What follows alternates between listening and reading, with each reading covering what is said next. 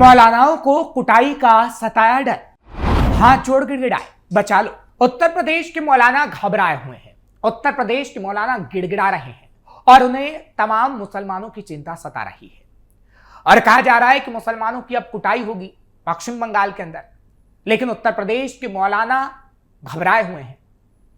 लेकिन उत्तर प्रदेश के मौलाना को यह समझ लेना चाहिए कि आम मुसलमानों की कुटाई पश्चिम बंगाल में नहीं होगी। कुटाई सिर्फ कट्टरपंथियों की होगी और उन मौलानाओं पे तगड़ा एक्शन होगा जो मुसलमानों को बरगलाते हैं और कट्टरपंथ फैलाते हैं। हालांकि जब पश्चिम बंगाल में कट्टरपंथ देखने को मिल रहा है तो शुभेंदु जब सीएम बने हैं तो उन पर डंडे बरसेंगे और इसी वजह से कई मौलानाओं की चिंता बढ़ गई है।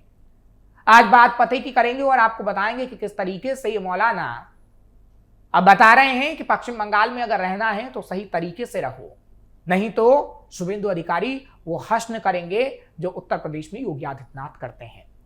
साथ ही साथ बांग्लादेश से किस तरीके से बंगाल को अलग करने का सपना देखा जा रहा है और मुसलमानों को बरगलाने का, वो भी बात जरूर हम करेंगे क्योंकि बात पते की है। तो बताएंगे कि कैसे कट्टरपंथी इस वक्त घबराए फिर रहे हैं। नमस्कार, कैपिटल टीवी का खास शो बात पते की देख रहे हैं आप। मैं हूं आपके साथ हर्ष भारद्वाज। पश्चिम बंगाल में शुभेंदु अधिकारी की मुख्यमंत्री पद की शपथ लेने पर ऑल इंडिया मुस्लिम जमात के राष्ट्रीय अध्यक्ष मौलाना मुफ्ती शहाबुद्दीन रजवी का बयान सामने आया। उन्होंने राज्य में बीजेपी की सरकार बनने पर शुभकामनाएं तो दी, वहीं मुस्लिमों को लेकर चिंता भी जताई और बड़ी अपील भी कर डाली। मौलाना रजवी ने कहा कि शुभेंदु के लिए बंगाल को संभालना मुश्किल नहीं होगा क्योंकि बीजेपी प्रचंड जीत के साथ सामने आई है, लेकिन सभी को साथ लेकर शुभेंदु को चलना होगा। बंगाल में बीजेपी की सरकार बनने पर मौलाना शहाबुद्दीन रजवी ने कहा कि शुभेंदु अधिकारी बीजेपी के पहले ऐसे मुख्यमंत्री हैं जिनके हाथ में राज्य की कमान आई है। अब बीजेपी उसे अपने नजरिए के हिसाब से चलाएगी। मैं समझता हूं कि शुभेंदु अधिकारी को सबको साथ लेकर चलना होगा। मैं बधाई जरूर देता हूं, लेकिन प्रधानमंत्री का नारा सबका साथ सबका विकास को लेकर वो आगे बढ़े, नहीं तो मुसलमान अपने आप को निचले स्तर पर पाएगा। हालांकि कई और बातें भी उन्होंने कही हैं और वो मुसलमानों को लेकर चिंता व्यक्त करते हुए नजर आ रहे हैं। उनकी तरफ से जो कई बातें कही गई हैं उसमें कहा गया है कि पश्चिम बंगाल में ज्यादातर मुस्लिम हैं और मुस्लिमों का साथ हमेशा से ममता बनर्जी को मिलता आया है, इसलिए कोई द्वेष वाली राजनीति बीजेपी पश्चिम बंगाल के अंदर ना करे और मुसलमानों पर डंडे बरसाने का काम ना हो, क्योंकि पश्चिम बंगाल के मुसलमान इस वक्त डरे हुए हैं और रिजवी अपील कर रहे हैं कि शुभेंदु अधिकारी सभी के साथ एक जैसा व्यवहार करें।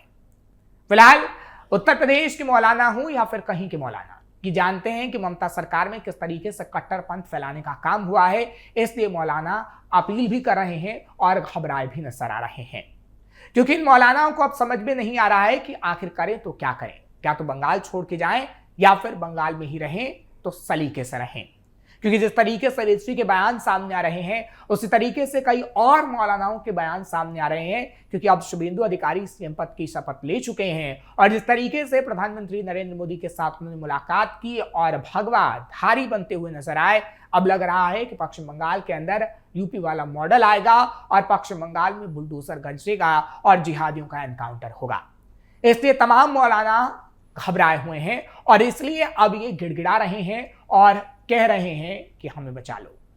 हालांकि ये पश्चिम बंगाल के मौलानाओं की तरफ से कहा जा रहा है, लेकिन जो रिजवी कह रहे हैं वो एक अपील के तौर पर प्रधानमंत्री नरेंद्र मोदी से लेकर शुभेंदु अधिकारी से कर रहे हैं कि मौलानाओं के साथ समन्वय हो, यानी हिंदू मुस्लिम सिख ईसाई आपसी सौहार्द के साथ रहें।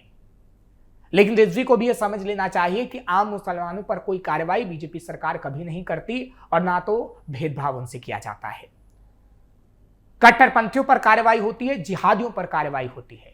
मौलाना जर्जिस जैसे लोगों पर कार्रवाई होनी चाहिए जो कहते हैं कि भारत में मुसलमान पश्चिम बंगाल से ज्यादा कहीं सुरक्षित ही नहीं।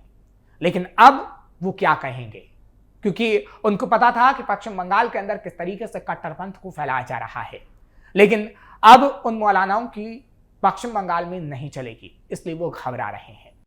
मौलाना ने शुभेंदु अधिकारी से की अपील। यही नहीं, रिजवी ने कहा कि बंगाल में बीजेपी को जिसने वोट दिया और जिसने वोट नहीं दिया, शुभेंदु अधिकारी इस वक्त सबके मुख्यमंत्री हैं। ये रिजवी की बात हम आपको बता रहे हैं जो रिजवी कह रहे हैं। वो कह रहे हैं कि सबको साथ लेकर ही शुभेंदु को चलना होगा। बंगाल में मुसलमानों की बड़ी तादाद में आबादी है और उस बड़ी आबादी को साधना जरूरी है। इसलिए मैं चाहता हूं कि इस कम्युनिटी को बीजेपी नजरअंदाज ना करे और जो माहौल बिगाड़ने की कोशिश करे उस पर खासतौर पर कार्रवाई हो, ना कि आम मुसलमानों पर। सभी समुदायों को साथ चलने की आदत बीजेपी को डालनी होगी। हालांकि एक विशेष समुदाय को पश्चिम बंगाल के अंदर टारगेट ना किया जाए, उनकी तरफ से यह भी कहा गया है। वो कह रहे हैं कि टीएमसी लंबे समय से राज करती आई है जब मुसलमानों को कोई परेशानी नहीं हुई, लेकिन अब जिस तरीके से बदलाव पश्चिम बंगाल में आया है उससे मुसलमानों को परेशानी हो सकती है, ऐसा कई मौलाना कहते हुए नजर आए हैं। हालांकि रिजवी ये नहीं कह रहे हैं, रिजवी सिर्फ अपील करते हुए नजर आ रहे हैं, लेकिन कई मौलानाओं का जब बयान देखा गया तो कई मौलाना ये कह रहे हैं कि अब पश्चिम बंगाल में ममता बनर्जी नहीं है, इसलिए मुसलमानों को टारगेट किया जाएगा। जबकि एक नैरेटिव है जो कई कट्टरपंथियों की तरफ से सेट किया जा रहा है, क्योंकि विपक्ष भी यही रोना जहां बीजेपी शासित सरकार है वहां रोती है। दरअसल मुसलमानों को लेकर बयान रिजवी का आया क्यों, वो भी आपको बताते हैं, क्योंकि रिजवी अब समझ रहे हैं कि कैसे पश्चिम बंगाल के मुसलमानों को बरगलाने का काम दूसरे देश से होगा।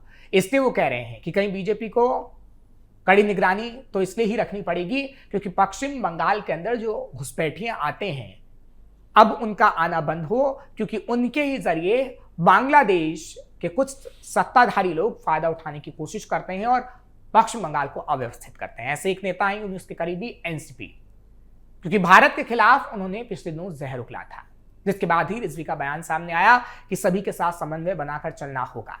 बांग्लादेश में विपक्ष के चीफ व्हिप और नेशनल सिटीजन पार्टी एनसीपी के संयोजक नाहिद इस्लाम ने पिछले दिनों भारत विरोधी बयान दिया था। नाहिद इस्लाम ने आरोप लगाया कि पश्चिम बंगाल में चुनाव से पहले लाखों मुसलमान और मतुआ समुदाय के वोटर को मतदान के अधिकार से वंचित किया गया, यानी वो मुसलमानों को बरगलाने का काम कर रहे हैं। मुस्लिम अल्पसंख्यकों को प्रताड़ित किया जा रहा है। दरअसल ये बयान गुरुवार को दोपहर को आया, जब चटगांव प्रेस क्लब में आयोजित एनसीपी के कार्यक्रम में नाहिद इस्लाम ने पश्चिम बंगाल को बांग्लादेश के लिए एक महत्वपूर्ण पड़ोसी क्षेत्र तो बताया, लेकिन साथ ही कहा कि चुनाव में धांधली हुई। उन्होंने कहा कि पश्चिम बंगाल चुनाव के नतीजों के बाद बांग्लादेश की जिम्मेदारी बढ़ गई है, क्योंकि पश्चिम बंगाल के मुसलमानों के साथ भेदभाव होगा।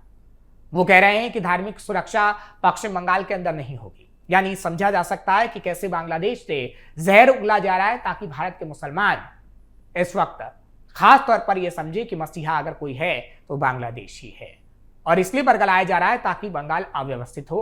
और इसलिए रिजवी ये अपील कर रहे हैं कि बंगाल आगे आने वाले दिनों में अव्यवस्थित ना हो, ना ही अराजकता हो। इसलिए ये पहचान करनी होगी कि आखिर कट्टरपंथी कौन है और वो आम मुसलमान कौन जो देश की भलाई चाहता है। बांग्लादेश में एनसीपी ने उकसावे की बात, दरअसल बांग्लादेश में जो ये पार्टी है वो लगातार उकसावे की बात कर रही है। सांप्रदायिकता और दुष्प्रचार फैलाना उसने पहले भी जारी रखा था, और अब जब बंगाल के अंदर बीजेपी की सरकार आ गई है तब भी हम देख रहे हैं कि ऐसे प्रचार किए जा रहे हैं। नाहिद ने कहा कि बांग्लादेश को सभी अल्पसंख्यकों को सुरक्षित करना होगा, एक मिसाल हम कायम करेंगे। और पश्चिम बंगाल में चुनाव के बाद हिंसा का जिक्र भी किया गया और ये कहा गया कि सीमावर्ती भारतीय राज्य में अब अल्पसंख्यक सुरक्षित नहीं है। नाहिद इस्लाम मोहम्मद यूनुस की अंतरिम सरकार के संरक्षण में स्थापित नेशनल सिटीजन पार्टी के संयोजक हैं। एनसीपी बांग्लादेश की कट्टर इस्लामिक पार्टी जमात इस्लामी के नेतृत्व वाले गठबंधन का हिस्सा है, जिसका भारत विरोधी पुराना इतिहास रहा है। इसलिए वो मुसलमानों के खिलाफ अभी भी जहर उगल रहा है, और इसलिए ही भारत के मुसलमानों को भड़काने का काम कर रहा है, क्योंकि भारत में आम मुसलमानों पर नहीं कट्टरपंथियों और जिहादियों पर डंडे बरसते हैं, जिसके लिए इन भारत विरोधियों को काफी दर्द होता है और इसलिए ही ऐसे बयान सामने आते हैं। जमात इस्लामी नेता ने भी उगला था जहर। इतना ही नहीं, पश्चिम बंगाल के चुनाव नतीजों के बाद जमात इस्लामी की एक नेता नूरुल हुदा ने भी भारत के खिलाफ जहर उगला था। हुदा ने एक वीडियो के जरिए ममता बनर्जी से अपील की थी कि वो दिल्ली के खिलाफ युद्ध की घोषणा करें और पश्चिम बंगाल को एक आजाद देश घोषित करें।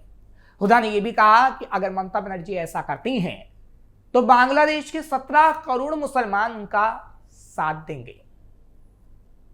यानी फिर रिजवी का कहना तो बिल्कुल ठीक है, जो रिजवी कह रहे हैं कि मुसलमानों को भड़काया जा रहा है, इसलिए आम मुसलमान और कट्टरपंथियों की पहचान करनी होगी, क्योंकि दूसरे देश से इसकी साजिश रची जा रही है। कट्टरपंथियों को अब सिखाया जाएगा तगड़ा सबक। दरअसल अब अगर मौलानाओं की बात करें तो कई मौलाना ऐसे हैं जो पश्चिम बंगाल की भलाई चाहते हैं, जबकि कई मौलाना ऐसे हैं जो पश्चिम बंगाल को चाहते हैं कि वो अराजकता के दौर में ही रहे। क्योंकि रिजवी जैसे लोग पश्चिम बंगाल की भलाई चाहते हैं, इसलिए वो कह रहे हैं कि शुभेंदु अधिकारी को सबके साथ समन्वय बनाकर चलना होगा। इसलिए वो कह रहे हैं कि आम मुसलमान और कट्टरपंथियों की पहचान करनी होगी। लेकिन वो मौलाना जो बांग्लादेश के अंदर बैठे हैं, वो मौलाना जो अपने देश के अंदर ही बैठे हैं, वो कट्टरपंथ फैलाने का काम करते हैं। और इसलिए शुभेंदु अधिकारी को अब कट्टरपंथियों को सबक सिखाना होगा। और पहले भी साफ तौर पर कहा जा चुका है शुभेंदु अधिकारी की तरफ से कि कट्टरपंथियों को सबक सिखाएंगे। अब वो घड़ी आ गई है और इसलिए तमाम वो मौलाना जो कट्टरपंथ फैलाते हैं वो बिदक रहे हैं, जबकि रिजवी जैसे मौलाना अपील कर रहे हैं। आपको ये खबर कैसी लगी कमेंट सेक्शन में जरूर बताएं। खबर को लाइक शेयर करें। कैपिटल टीवी को सब्सक्राइब करना मत भूलिएगा।